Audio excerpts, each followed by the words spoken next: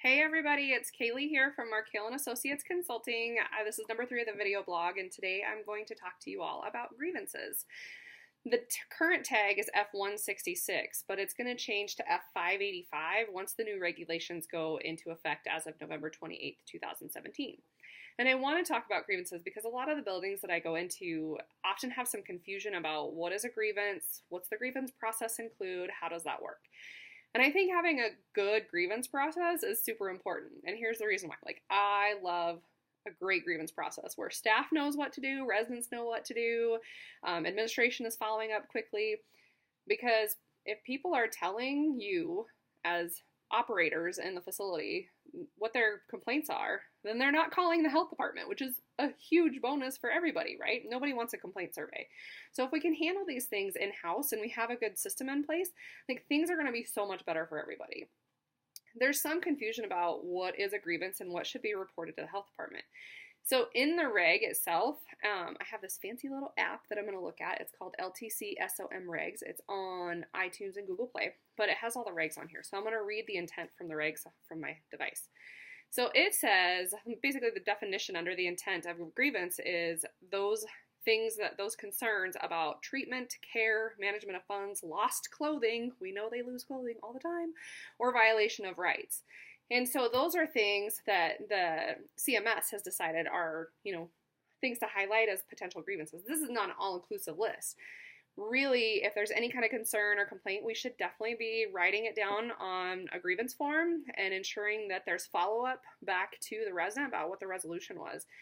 So when I go into buildings, that's some of the things that I often see as missed is they forget to do the follow-up piece. Circle back with the resident about what was done and how they fixed their grievance.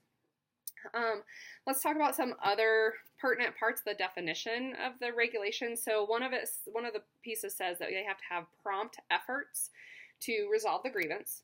So that gives you a little bit of leeway, but prompt really means in a pretty short time frame. You want to start addressing the grievance as soon as possible and then have ongoing communication if it's something that can't be fixed right away about what's happening to resolve that grievance. Also, the regulation says that the residents have to know how to file a grievance. So you have to have it written somewhere on how to file a grievance. And staff need to know what their responsibilities are. If a resident complains to them about something, grievance related, that staff need to know how to fill out a grievance form, and, even the residents need to know where to access them. And then if they can't physically write them out themselves, how staff can help them do that. You also have to have a policy in place around the prompt resolution of grievances. And then, let's see, you also have to identify a grievance officer. So somebody kind of own this process from top to bottom. The other part that is mentioned in here is that, if there's some concern that there's an alleged abuse or neglect violation, that those things need to be reported to the proper authorities. So that's one of the other things that I often see is kind of a confusing thing for people. They don't understand that any alleged violation of abuse or neglect has to be reported to the authorities and, per the Elder Justice Act. So the other important thing that is a part of the grievance is to have a grievance log so that you can QAPI data around your grievances. If you have a log that shows where grievances are occurring, if there's a specific hallway, if there's a specific staff member that's, involved, you need to be able to track and trend those areas. And so a log really helps you with that. So you would identify the date, who, is filing the grievance, what, very short blurb about what the grievance is, and then the date of resolution. You can also include who's responsible for it too. Those are all fantastic pieces to have for a grievance log. If you have it, there's more to this tag. We could spend, lots of time on grievances, but I don't want to take up much more of your time, so I'm going to let you go with this.